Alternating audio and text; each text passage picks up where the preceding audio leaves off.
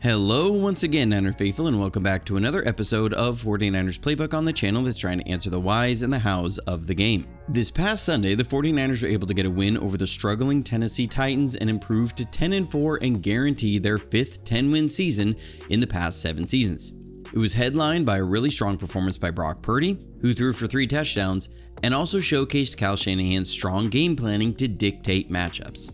On the defensive side, the 49ers did struggle containing the run consistently, and so we'll first look at the offense, and the last segment will cover what went wrong when trying to stop the run. So let's jump to the film and see how the 49ers were able to notch their 10th win of the year. You're watching Johnny Dell's Football Academy.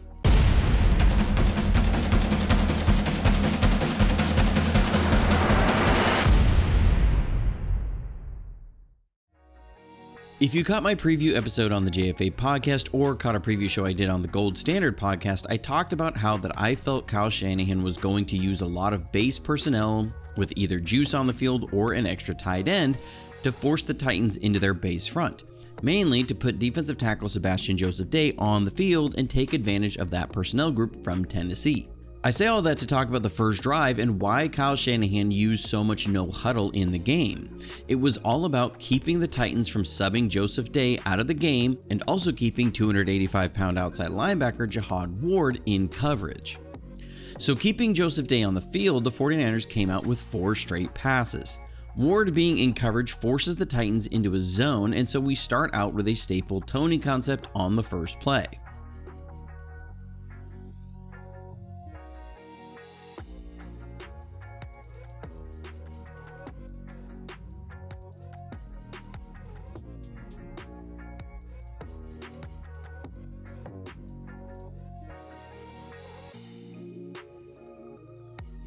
Next, this shows how creative Kyle Shanahan can be with the personnel.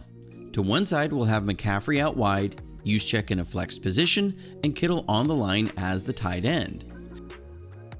Not many teams will give a 3-receiver side presentation without a single receiver. Bourne and Jennings are then paired to the other side. We're running a play that's called Stick Lion, which is a staple West Coast pairing of concepts in the quick passing game. But the personnel presentation gives it a unique look. It's a stick concept, which is a quick route to the flat, paired with a stick route, and on the other side we have a lion or double slant concept. The Titans are in cover 4 zone, and the stick is going to be a horizontal stretch of the curl flat player, who flies out on juice to the flat, and so Purdy hits Kittle on the stick route.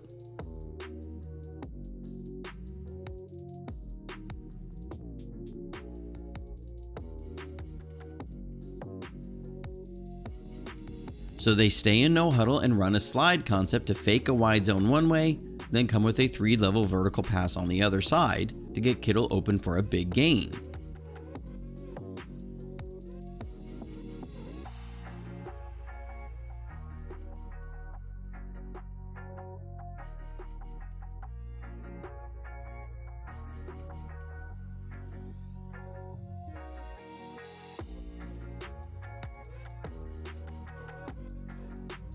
Then they come with another slide concept, and before the play rolls, I want to note how Ward is the end man on the line, the one who's usually responsible for the quarterback on these plays, but now he has to drop into coverage because he's their coverage drop outside linebacker, as you've seen.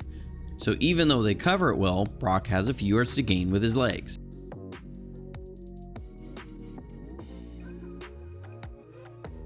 So now that they've been rolling with the passing game, on the 5th play of the drive, they allowed Tennessee the opportunity to substitute, and they immediately pulled Sebastian Joseph Day off the field and went with their nickel package, and the 49ers responded by calling a run against the lighter personnel. Shanahan did a masterful job all game of keeping Tennessee off balance with personnel usage.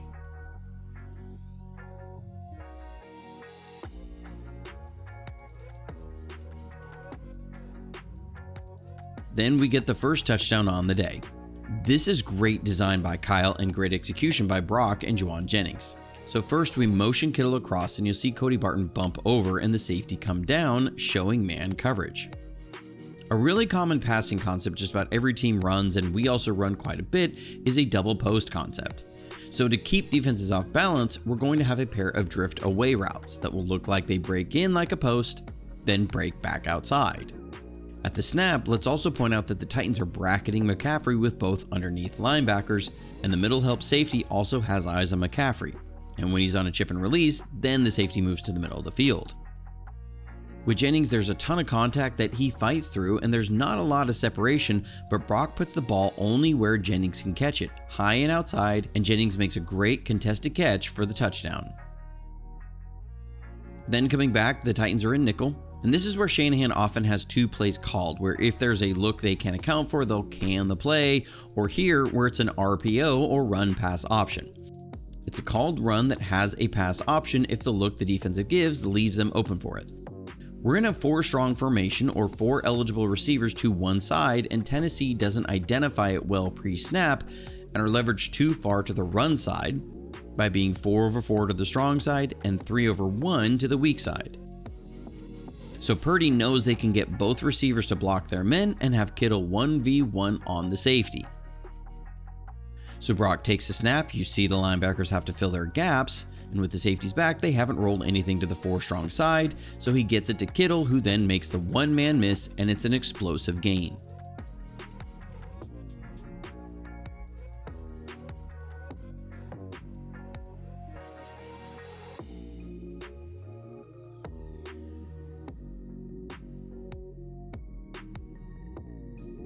Then for the next touchdown, again, I talked about it on the preview shows, I expected the 49ers to go after Sebastian Joseph Day, and here at the goal line, they're going right at him.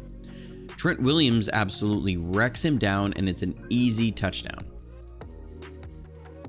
I want to take a quick break to thank all of our members of JFA49.com for your support this season. We're coming down to the final stretch of the year, and your continued support has kept the channel going. The goal was to add 150 or so new members to the website to offset everything from the NFL side and the YouTube side that has been in dispute, and we're right at about 100 new members signed up. Your support has made videos like this possible and also helps keep all the off-season film work, scouting prospects, the trip to the Senior Bowl to scout players. It keeps all of that going. Thank you so much for your support, and if you'd like to jump on board down the final stretch, it would be greatly appreciated. And if you'd like to support the channel in any way, I have links for that below. Thank you for your consideration, and now back to the film. Then another thing that was key to the offensive success was Brock Purdy on 3rd down. The Titans play a lot of match quarters, so it's cover 4 and the outside corners will convert to man coverage past certain depth triggers or releases. This is where Ricky Pearsall was really valuable. We're just running him on a comeback route and he's able to push the corner vertical, and when Purdy sees the corner with his back turned in man, it's a really nice timing throw and catch for the 1st down.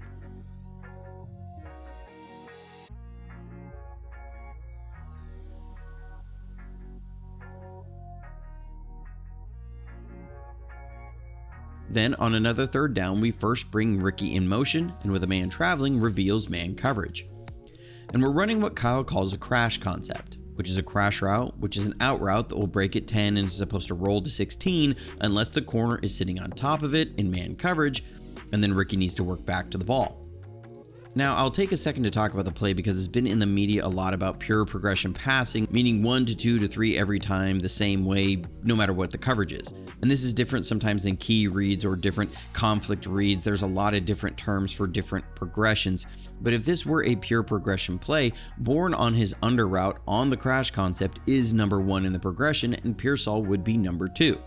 But Brock sees its man coverage with a middle safety and knows from the film study it's going to be cover 1 man with a middle lurk. So he's streamlining the read straight to number 2 based off the coverage. So now it's just about timing. He knows Ricky is where he wants to go with the ball the whole way, and the timing is superb, ball location great, and this is fun to watch.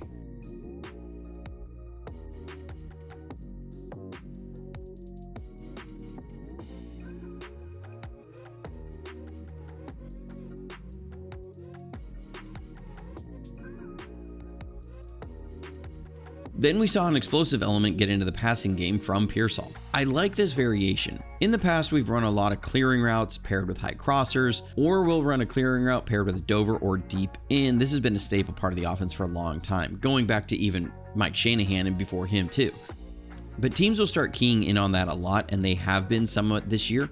So we run Jennings on a far pylon route, and normally you'll have a Dover route paired with it, which is a route that will break from the outside edge of the numbers at 16 yards and roll to 20. Well, here we run Pearsall on what's called a locker route. that will stem down the inside edge of the numbers to 18 yards, then break square across the field. This is a way to mix it up versus different corners, and this is a dime of a throw to Ricky on the move, and it's an explosive gain.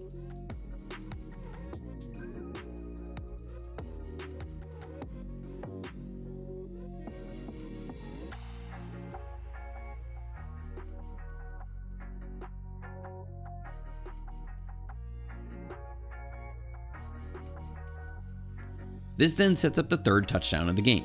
This is another example of Brock streamlining the read and showing it's not a pure progression read. So we're running a choice concept, which is a corner route paired with a choice route. Now the corner route is an alert, so it's usually not in the progression at all, unless it's cover 2 zone, which Tennessee is running here, and then it'll come into play. And then we pair it with Kittle on a basic route.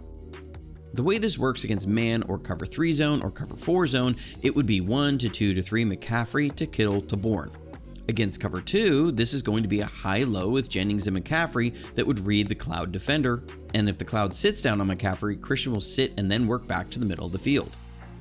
At the snap, Brock sees they're in cover 2 zone with the cloud defender with eyes on McCaffrey, and he buys a little time and hits Jennings on the corner route with a really nice throw. This is a great example of how Brock doesn't just go through pure progressions, he streamlines the process, understands the coverages he's facing, and knows where to read based off the different coverages he's getting.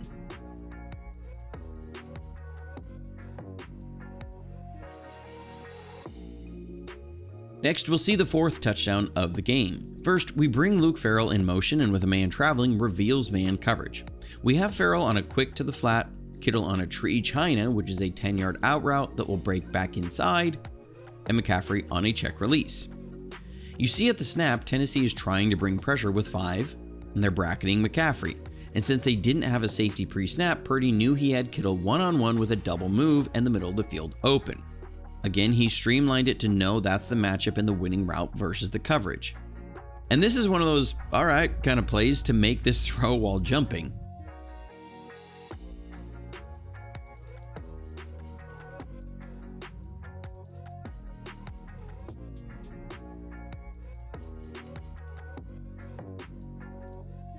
So just a couple plays earlier, I showed the big explosive to Pearsall. Here, we're going to do the same thing, but this again shows the creativity of Shanahan.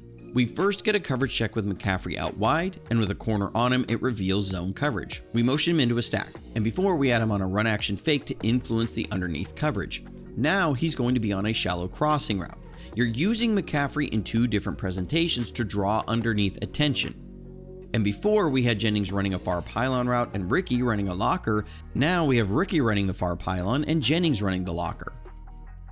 This is the same passing concept, but 2 different ways to get to the same end result and influence out of different presentations so the defense is kept off balance. So Brock reads the middle safety who's cleared out by the far pylon route, and the underneath middle zone defender takes McCaffrey, and Brock makes these big in-breaking intermediate throws with great anticipation, great layering for a big gain.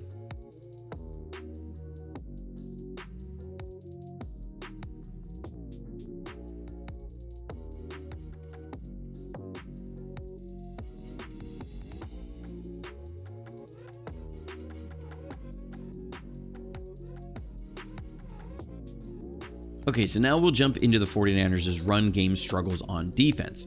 This is the second drive by the Titans, so they're still in their scripted portion of the play calls. The answer so far this season when teams run a lot of 2 and 3 tight end sets has been the big nickel or going 5 defensive backs with a safety being the 5th defensive back. And for the past little while, it's been Jason Pinnock in that role. Here you can see the Titans are in a 2 tight end set. Pinnock is on the field and Cam Ward is going to can the play, and he's either changing the direction or switching it up to a different play call. Now, it could be because Jair Brown is down in the box and they can't account for him, but they end up running to Pinnock's side and he does an okay job of forcing the play back inside to his help. Curtis Robinson doesn't get out on it in time, and Mustafa misses the tackle. The reason I point out the canning of the play is because when you start putting this together with everything else you see on film, it starts to say that this was by design. So now the Titans are in a 3 tight end set and they're going to run an inside zone to Pinnock's side, and they get a tight end up on him and he doesn't get into his run fit, and it's another solid gain on the ground.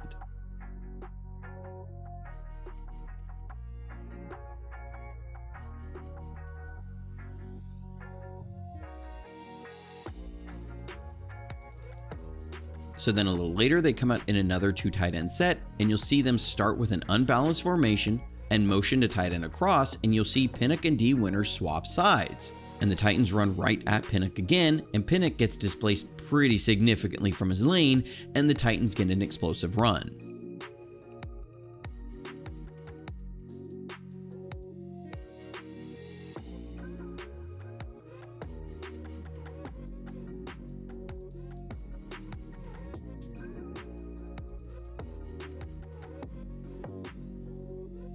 So now on another drive, you'll see they're in a 2 tight end set, this time with an extra offensive lineman as a tight end, and they'll start out unbalanced, motion to a balanced set, and now we don't have Pinnock and Winters swap, like they did on the play I showed right before this, and the Titans end up running at D Winters. I think they were expecting our guys to swap sides like they did before, but you also get a missed tackle by Mustafa.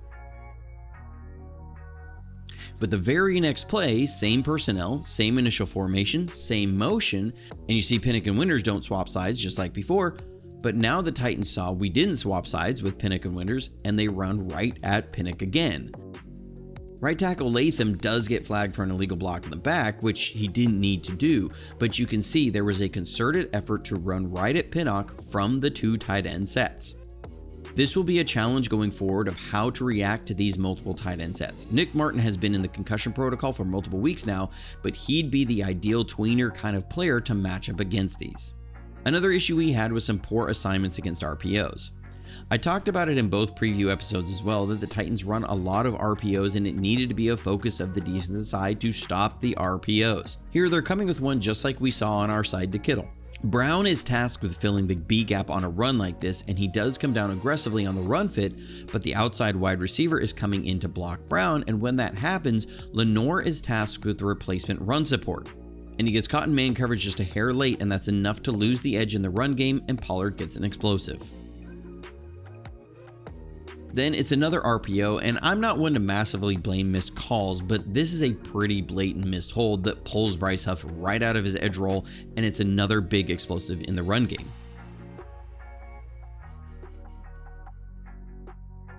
Then there were a couple more plays where Kevin Givens didn't maintain gap integrity as he was filling in for Jordan Elliott.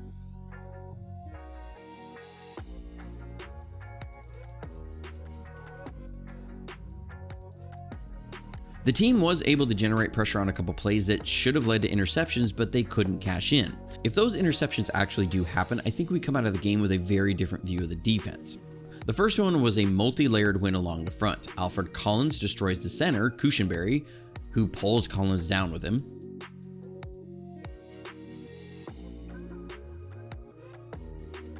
Keon White beat the left guard.